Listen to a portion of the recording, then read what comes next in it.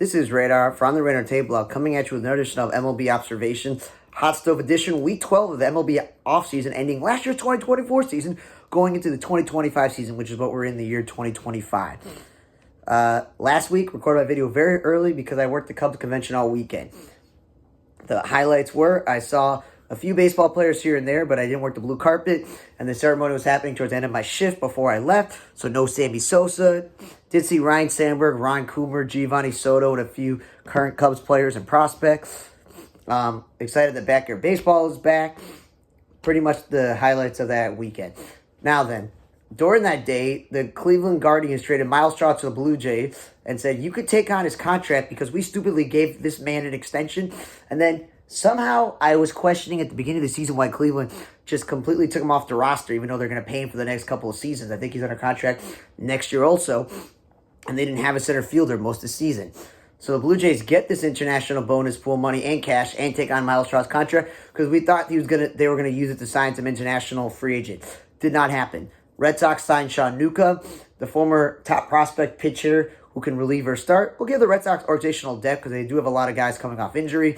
Tomas Nido, Detroit Tigers, that's good organizational depth, is a third-string catcher. As for years, he was a pretty good backup catcher for the Mets. Amos Willingham went to Atlanta to the DFA Alan Winaz. Chase Sugar went to Pittsburgh for Matt McShane.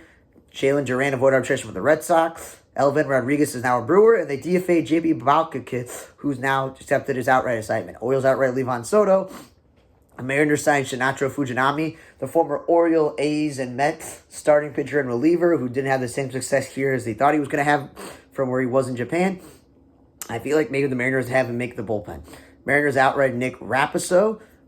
Arnaldo Latinga has been traded to the Reds for bonus pool international money. A lot of these teams are trying to acquire the international bonus pool money, so the Dodgers are like, you could take this pitcher, Reds. We need money. Even though the Dodgers have all this money, right? And they keep signing guys or trading for guys. Major League Baseball made a system in place where you can't just outspend everyone on the international market. You have to have bonus pool money. You have to have an actual cap on that. They also traded Dylan Campbell to the Phillies as well. So they're trying to get more and more and more. Kayo Hagogi's gone to the Phil. Andrew Kinser, the backup Cardinals and Rangers catcher, signed my deal with the Nationals. The Nationals are pretty set of catchers. I think they have 3 catchers on the 40-man roster. So organizational depth. Austin Wins, the backup catcher, and Levi Jordan, the infielder, have gone to the Reds in minor league deals. And Austin Wins is that really good backup third-string catcher the Reds can definitely use. Speaking of really good backup catchers who also play for the Reds, Kirk Casale. He played, I think, for San Francisco a little bit this year. Signed a minor deal with Atlanta. So they're going to go with Chadwick Tromp because he's on the 40-man roster.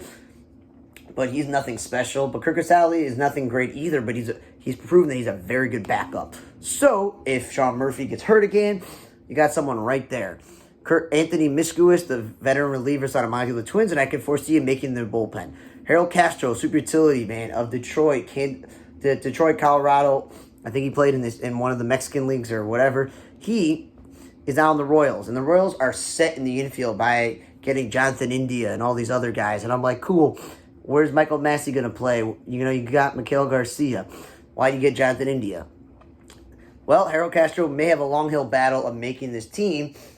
But, major league team is a major league deal, even if it's a minor league contract. Chad Wallach, the former Marlins and Angels backup catcher / third-string catcher, signed a deal with Texas. Texas is pretty good at catcher right now. So he's probably organizational depth, third-string, fourth-string.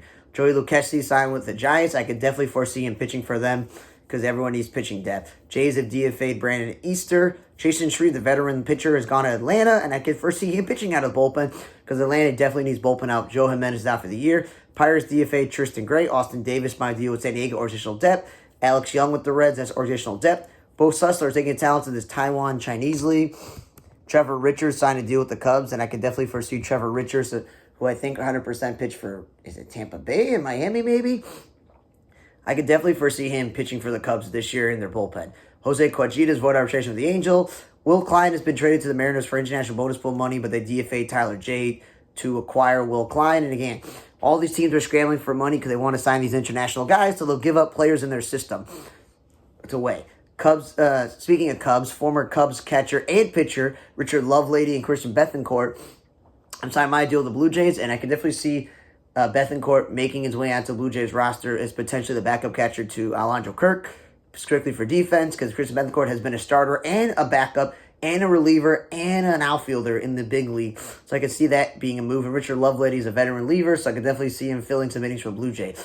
White Sox DFA'd Ron Maricasio. I didn't even know we had this guy. Apparently they picked him up at the end of the season, then actually pitched him, and then they kept him on the 40-man roster all offseason, DFAing other guys that we don't probably need in order to get rid of him now for the roster moves they made. Michael Kopech, former Sox pitcher, the Dodgers now see he's having forearm inflammation, so he may have a setback. Taylor Wars, the really defensive, talented shortstop for the Rays, who can't hit a lick, is avoid arbitration. Cubs signed Reese McGuire to minor deal. And this is the Cubs team that signed Carson Kelly and decided that they're going to also acquire Matt Tice, but then get rid of Matt Tice. So I don't understand why Reese McGuire signed with the Cubs. They seem to be pretty set with Amaya and Carson Kelly, and I think they may have signed someone else recently that's a catcher to minor deal. So there's not a lot of room for Reese McGuire to make the roster unless there's massive injuries to the first two catchers. This Alan Winnens guy we talked about earlier that got DFA'd, he's now picked up by the Yankees, and we talked that Brandis Easter who got DFA'd, he got traded to the Rays. Josh Winder signed minor deal with the D-backs, and this Ron Maricasio guy we talked about, the former Yankees pitcher, is now on the Padres. Sox traded him for cash. The Padres will definitely use this man in the bullpen. A's announced that they're going to have a special Tower Bridge patch on their jersey. You can look it up on the internet because we know the A's are playing Sacramento this year. And big news that happened during the time I worked at the Cubs convention. I don't know, big news, but two big league players signed. AJ Minter got a 2-year, $22 million deal from the Mets. And when this guy's healthy, he's a pretty good reliever. He's pitched for Atlanta for all the last 4 or 5 years. The Mets definitely need a bullpen help because they spent money on Clay Holmes to be a starter, so any relievers are good for them. And then Jose Leclerc, the former Rangers closer who just fell from grace as their all-star caliber closer, he's got a 1-year, $10 million deal with the A's, and the A's are like, cool, we're going to take a former Rivals closer, we're going to take Giovanni Urshela, and we're going to sign Luis Severino, and we're going to put our foot down. We got 3 important pieces. Yeah, a starting pitcher, a former closer, and a starting third baseman are very important pieces to what they already have on their team. So, and hey, if the A's are terrible again, you know what they do? They trade Leclerc at the deadline if he rebuilds his value. Cubs did announce over the convention, because Sammy Sosa was back, that they run to have him at the convention. He is going into this year's Cubs Hall of Fame class with longtime first baseman Derek Lee, who's also one of the most underrated players. It was like last year, they announced that Kerry Wood, I think it was, and Ramos Ramirez. I'm like, Ramos Ramirez, another underappreciated player, and Kerry Wood should have been probably in years ago, because he comes to the ballpark a lot. I've seen him before. It would have been cool to bump to Derek Lee more than Sammy Sosa, just because I appreciate Derek Lee's career more than Sammy Sosa's career on steroids and cork bats and lying to Congress under oath. You know, things like that. And some of the moves that we missed, that we talked about, like the Dodgers acquiring all this international money and all these other teams, well, they signed this Roki Sasaki dude, and I don't know what are the details of how many years, how much money, because the whole international bonus pool thing is kind of weird. But they landed this key pitcher. So it kind of begs the question, with all the pitcher moves that they've made to their bullpen, which I'm going to get to, and some of the starters they got, the real question is like, has Ohtani got concerned about his arm? Is he not going to pitch? Because they're spending a lot of this money on starting pitchers and relievers, and they know that Ohtani would eat innings for them. So, but they got their guy. They got the infielder also. So between the infielder and the outfielder, and then keeping Teo Hernandez and signing Michael Conforto, and keeping some of their relievers and whatnot that they have trying to repeat. As you see, and they got Blake Snell, so they're trying to repeat. Blake Lowley is now the Marlins third base coach. We'll get to that more in a moment. And former Reds assistant pitching coach Alon Leichman, who pitched and coached with Team Israel, is now the assistant pitching coach and assistant pitching director. Talk about that staff in a moment. Kevin Pilecki is joining the minor league coaching staff for the Padres. I'll get to him and Andrew Knapp in a moment. Seiya Suzuki, the Cubs did announce, will be the full-time DH, which makes sense. When you trade for Kyle Tucker, and you cut Michael Tauchman, and you trade Bellinger just for money, and you have Pete Armstrong, who should play every day in center field because he's a Gold Glove center fielder, in my opinion, and Ian Happ is a two-way player in left field, the only logical spot is for, say, the DH. I don't think he signed up for that when he left Japan, but he's going to have to because he hasn't been healthy. Speaking of the Dodgers, they signed Kirby Yates, but it's not been official yet because, again, he's in his late 30s. He's battled injuries in his career, so think physicals have to be taken. But having him in the back of the bullpen, even if he's not closing. At one point, when he's like the Padres closer, he was saving 30, 40 games a year. That's scary. And Tanner Scott, the former starting pitcher turned reliever for the Marlins, was a hot commodity when the Marlins traded him to the Padres at the deadline this year. And I think they gave up 4 players for him. Dodgers signed him to a $72 million 4-year deal. That's a great move.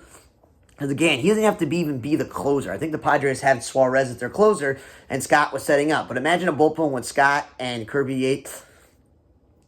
And I think Blake Trinan they kept, and Michael Kopech, my guy. Like, that's a really good bullpen. Really is. Blue Jays have signed Anthony Santander to a 5-year, $92.5 million deal. I'm a little bit confused on that. I really am. Because I know the Blue Jays don't have an everyday DH. They traded Horowitz and I think Turner at the deadline, and they don't have a third baseman either. So there's some offensive holes in the lineup. And, of course, they traded Kiermaier at the deadline, and Dalton Varsho is now the everyday center fielder, but he's not really a center fielder. And they got Joey Leparducer, I think his name is, whatever, from the Astros in the trade for Kikuchi. But George Springer is going to be probably staying in right field unless they make him the full-time DH. And unfortunately, Varsho is going to be in center. So the only real spot is I see him playing left field. But if the Blue Jays go and get Pete Alonso, the real question is, then Santander is going to be a left fielder, and he's pushing all the ever guys in left field out just to make the lineup better. Like, it will help the lineup out that Vlad and Bo Bichette have protection in this lineup, but I don't see this move like putting them over the top. I felt like if Baltimore kept him, even though they just got, what's his name, Hunter Renfroe. Like, if he went to like the Royals, let's say, who really need offensive production in the outfield, not Hunter Renfroe, I meant to say Tyler O'Neill, the Orioles. If like he went to the Royals, that would immediately help out their outfield. If he went to the Twins or Cleveland, I'm like, that's really big upgrades for those teams. Obviously, him replacing Juan Soto in the lineup would help the Yankees out. It would help the Rays out, who have no offense. Like that those moves make way more sense going to that team. Same thing with Seattle, could use his help in the outfield. Imagine an outfield of him, Julio, and Randy. That would be a really good outfield. So, like, the Blue Jays needed to do something because they missed out on a lot of guys in terms of pitchers and a few guys here and there. But, hey, I'm happy for Anthony Santander. He finally made the All-Team last year. He had a really good year as a switch hitter. Just 5 years from now, is he going to be the same above to average to above outfielder, depending on the metric? Really good key player in their lineup, or is he going to decline? Especially if Vlad and Bo Bichette are free agents and potentially they're going to leave in free agency or get traded, it's going to be stuck here. The Marlins hired Kyle Sealaff to be their play-by-play guy, because remember, the Marlins cleared house on everybody, including broadcasting. Preston Claiborne has been announced as the Yankees' new assistant pitching coach. We'll get more on that. The Mariners announced that Ichiro will get his number 51 retired, like Randy Johnson's 51, and they're going to have a whole ceremony with his jersey and his plaque for the Hall of Fame and everything else, which I'll get to in a moment. Tim Anderson signed a minor deal with the Angels, and this is after they got Kevin Newman. I forgot who else. They signed a minor deal with the shortstop. But hey, if Neto's going to be gone for like 3-4 months, Tim Anderson's going to try to make it really hard on Kevin Newman, who's never been an all-star, to win his job back. The Angels are not kidding around. Like, they're like, let's get J.D. Davis on a minor league deal because, you know, Anthony Rendon never stays healthy. So, yeah, they got veteran big leaguers who can have a really good chance of making this team because they always get hurt. Cubs signed veteran John Birdie to a $2 million deal. They now have Vajal Brujan on this team instead of Miles Mastrobuoni. So Birdie just is another utility guy who could probably play everywhere. There's no guarantee that the Cubs prospect Shaw is going to be the everyday third baseman. And if Horner's healthy enough from his surgery at second base, that Birdie will fill in wherever. A's announced that Dave Stewart will be a special assistant, which makes sense. The former all-star pitcher for them and sports agent could help them advise on things. Atlanta just today, while I was at work, signed Jerson Profar to a 3-year, $42 million deal. I kind of like that move because Jared Kelenic had some spurts last year, but he got hurt. Michael Harris got hurt. Ronald Acuna is recovering from injury, and the Braves just hit with a cluster of injuries last year. So having Kelenic and De La Cruz on the roster is good insurance for until Acuna comes back. That even when Acuna's healthy, having backups like De La Cruz and Kelenic is better. And Profar had an all-star year. I think if they're really smart, they'll keep him in the top of the lineup where he was with San Diego when he had his most success as an all-star. And please put Acuna in a 3 spot. Michael Harris proved that he could be at the top of the lineup when Acuna was out. And then Ozzie Albies has been great in the 2 spot, and you have a lineup that is going to be, again, Acuna, Riley, Olsen, and Ozuna. Like, come on. And that's a really good lineup there. But we don't know. We'll see what Snicker thinks. But that's a good move for Atlanta. They definitely upgraded it in left field.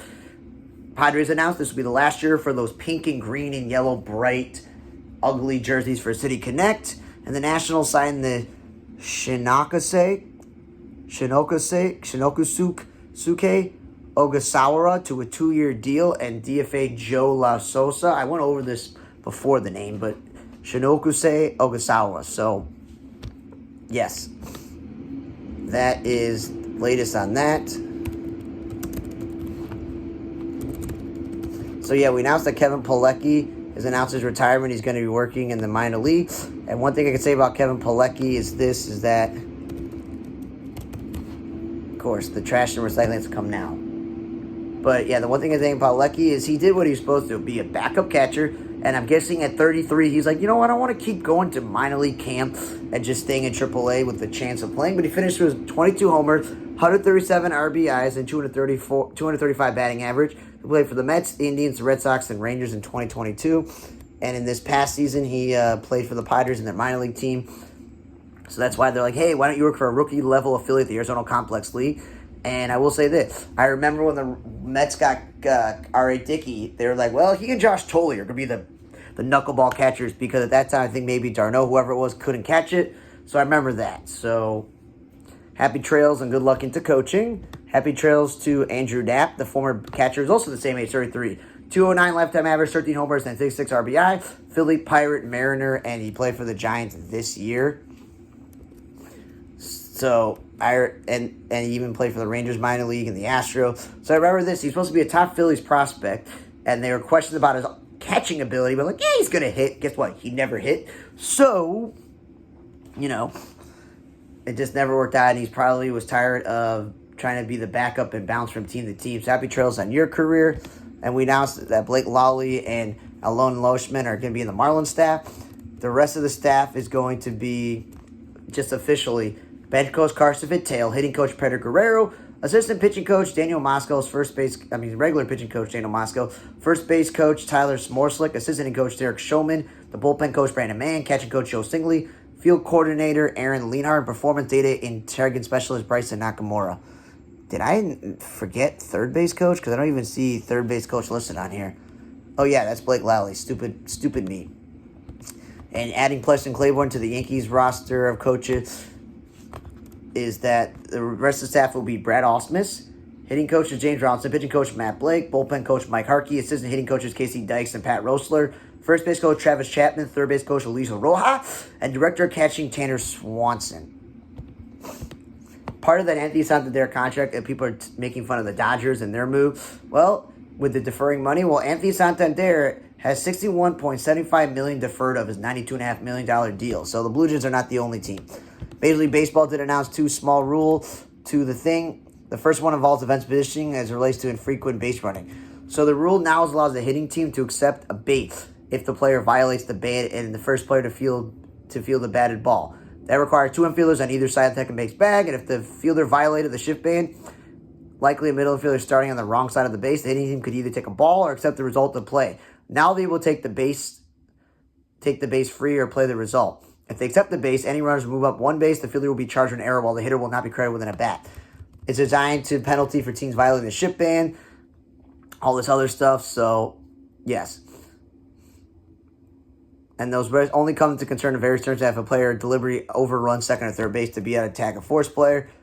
And now the replay official can determine whether the runner can, from third base, touch home plate before the runner officially abandoned the bag. Define having both feet on the bag, on the ground rather beyond the base. If the lead runner has not scored by then, the runner will not count. The run also includes adjustment to replay review. If they incorrectly called the chair runner out on initial force play, a successful challenge by a hitting team would call the runner safe even if he had runner gone through the bag. The replay now can call the runner out by abandonment. So there's some new rules there. Rest in peace to Bobby Cuellar. The former pitcher passed away at 72. He only played for 1 year, but he was known as a coach for the Mariners, Expos, Rangers, and Twins. Started in 1983 in the minor league system.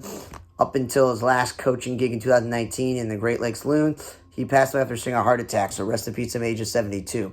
He was also a special assistant player of Melvin for the Los Angeles Dodgers as well. And rest in peace to Jeff Torborg, the former catcher, passed away at the age of 83. Lifetime 214 average, 8 homers, 101 RBIs, but a .469 winning percentage. He won a World Series with the Dodgers in 1965 and played for the Angels as well. And then he went to managing for the Indians, White Sox, Mets, Expos, and Marlins, and coached the Yankees when his career was over from 79 to 88. So I remember that he was the White Sox manager. I wasn't born yet, but I remember that's when he won Manager of the Year with the White Sox in 1990. Then he managed the Mets. He also worked sportcaster at CBS Radio and Fox as well, working with Vince Scully. And he worked for Atlanta Braves as well. So he was dealing with Parkinson's and he passed away. So rest in peace to Jeff Torborg. Now then, I can go more and more on this, which I plan on doing later. But here's what happened this week. Major League Baseball Hall of Fame, I will tell you this. You got the 2 veteran committee guys who were the 2 best guys on the list. We talked about Dave Parker, the Cobra, and Dick Allen, who should have been in. Both those guys should have been in before. The Baseball Writers Association finally did what they're supposed to. Ichiro Suzuki was almost unanimous, missing 1 vote. And we talked about this before with Derek Jeter and other players. Like, who cares? Someone decided to not vote for Ichiro because they thought if someone else voted then why would I waste my vote? But the problem is there isn't 10 guys on the ballot. Like when there was a gluttony of guys who have been on there for 15 before they made the rule to 10. I get it. The questionable steroid era stuff, cool. There's not a vote to waste here. Obviously, there were 349 ballots submitted, and candidates need 296 to be elected. So, that was obvious. Ichiro was a no-brainer. No-brainer. 3,000 hits, obvious. Next one was Steve Sabathia. He got 250-plus wins and 3,000 strikeouts, a World Series of Cy Young. What people don't realize is no one nowadays is going to win 300 games. That's impossible in this era with the pitch counts, the innings limits per game, the innings limits per season, the swing guys, the bulk guys, whatever. So it's impressive to win 250 games and get 3,000 strikeouts. So Sabathia made sense. And Billy Wagner, which is where the Mets at. Yes, he played for Houston and Philadelphia and other teams, but Billy Wagner finally got in on his last year of eligibility because there's no longer 15. When he retired, he had the second most saves for a left-handed pitcher, and he was top 5 in saves. But the likes of Rivera and Hoffman passed him up, and a few other guys since then have passed him up. But when he retired, him, John Franco, and Lee Smith were 3 of the top 5 saves of all time, and they should have got in, but they devalued the reliever, which is why it took 1,000 years for Lee Smith to get in. Hoffman didn't get in right away, and of course, like the Joe Nathan and Papelbon and K-Rod aren't obviously in, and John Franco isn't obviously in. Next up was Carlos Beltran. He had 70%, and Andrew Jones at 66%. They're the 2 closest ones, and next year's ballot is not any Hall of Famer, just very good players, like this year, a lot of ifs. So I will say this, next year Carlos Beltran will get in, Andrew Jones will get in.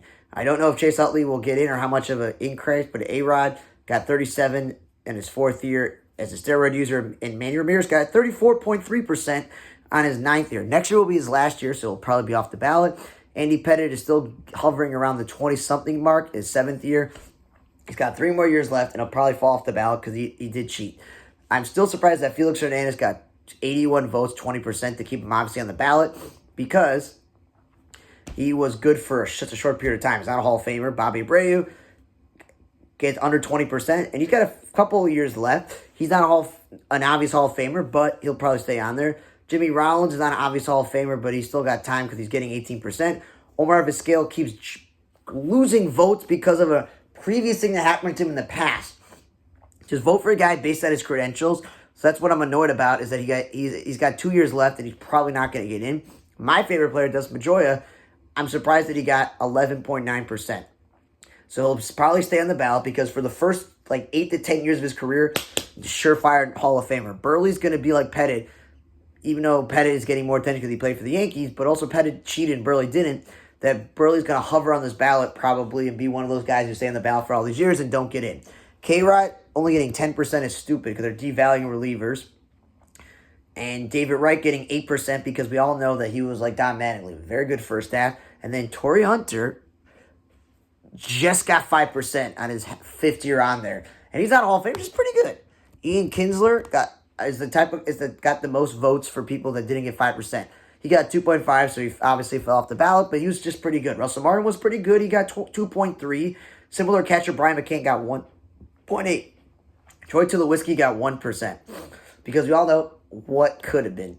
Curtis Anderson had a long career, very likable guy. That's why he got like 3 votes somehow. Adam Jones was also didn't have the great full career, but he had some really great moments in his career, so he got 3 votes probably from Orioles writer.